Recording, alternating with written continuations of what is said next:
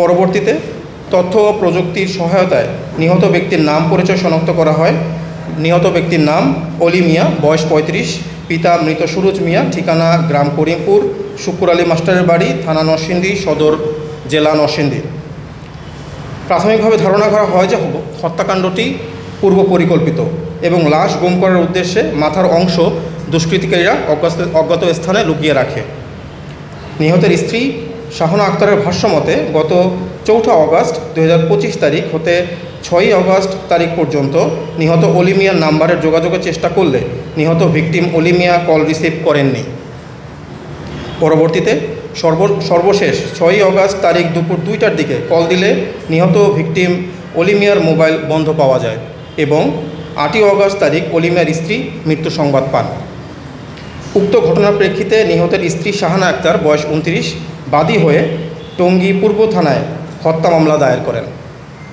এর পরপরই উক্ত ক্লুলেস হত্যাকাণ্ডের ঘটনায় আসামিদের গ্রেপ্তারের জন্য র্যাব 1-এর আভিযানিক দল, CPC 2-এর আভিযানিক দল বিষয়টি আমলে নিয়ে মূল পরিকল্পনাকারীকে ধরার জন্য ছায়া তদন্ত শুরু করে।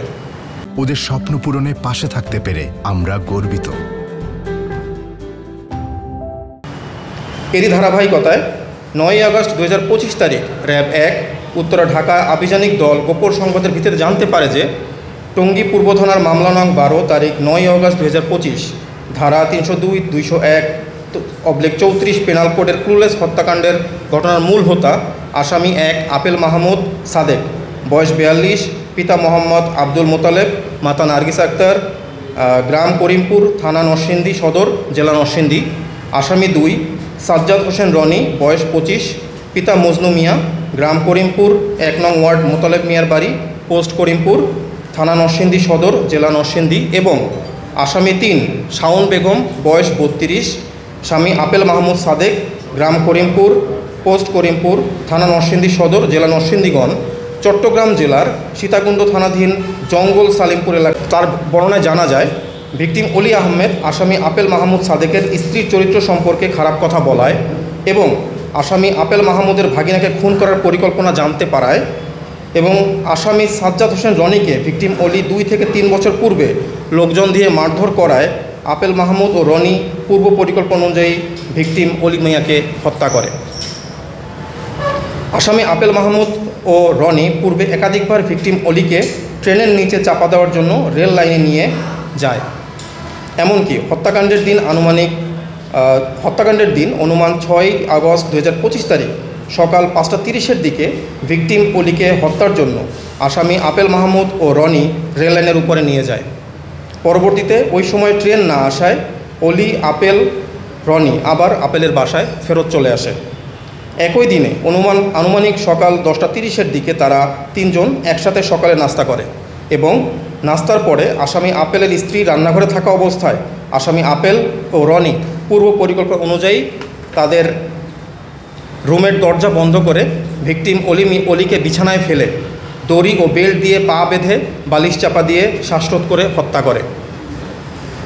পরে তারা ভিকটিমের লাশ টয়লেটের ভিতরে রেখে দেয় এবং তারা সন্ধ্যার দিকে বাজার থেকে ছুরি, কস্টেপ, কালো ব্যাগ ইত্যাদি নিয়ে আসে এবং 21 তারিখ রাত অনুমানিক 11:45 থেকে 1200 ঘটিকার সময় লাশটাকে টয়লেটের ভিতরে রেখে আসামি আপেল ও রনি বিভিন্ন অংশে টুকরো করে এবং কালো পলিথিনের ভিতরে প্যাকেট করে টয়লেটের সানসেটের উপরে লুকিয়ে রাখে।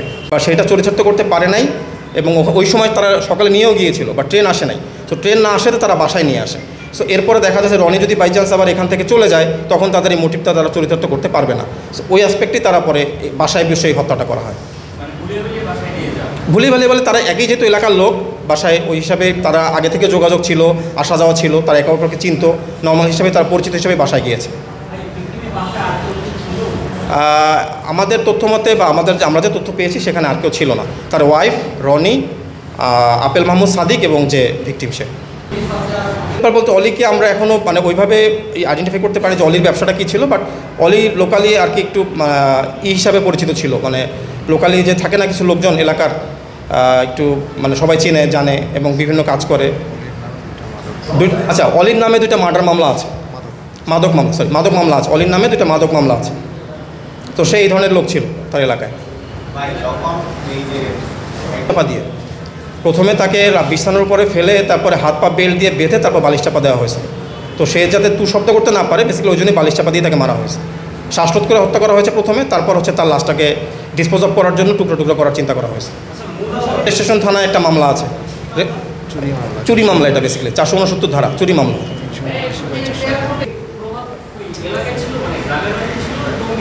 ছিল টঙ্গীতে ছিল ভাসমান, বাট তাদের গ্রামের বাড়ি হচ্ছে নরসিংদী এলাকায়। ওখান থেকে তারা টঙ্গীতে ওরা ভাড়া থাকতো। এই যে কি বলে সাদেক, মানে আপেল মাহমুদ সাদেক, এ হচ্ছে টঙ্গীতে ভাড়া থাকতো তার ফ্যামিলি সহ। আর রনি এবং এই অলি এরা হচ্ছে যাতায়াত করতো বা তাদের ওই যে এলাকার ছেলে বাসায় আসা যাওয়া করতো। মেয়ের ওয়াইফ তো থানায় মামলা করেছে যখন মানে সে জানতে পারে তারপরে, বাট নিখোঁজ এই ব্যাপারে সে জিডি করেছে কিনা সেটা আমাদের জানা নেই।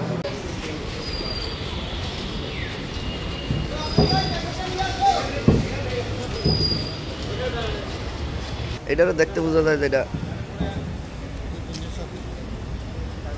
এরাই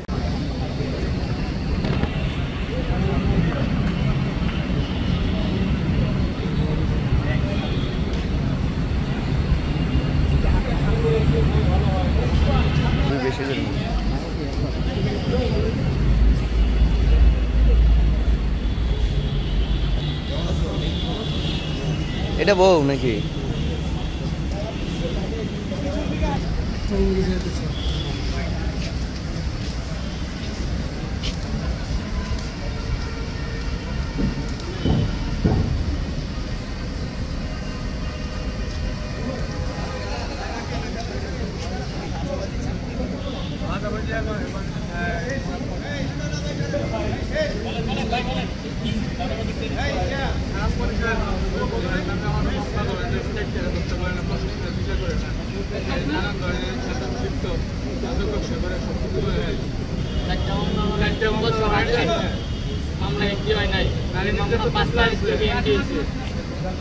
সরকার পতন হওয়ার পরে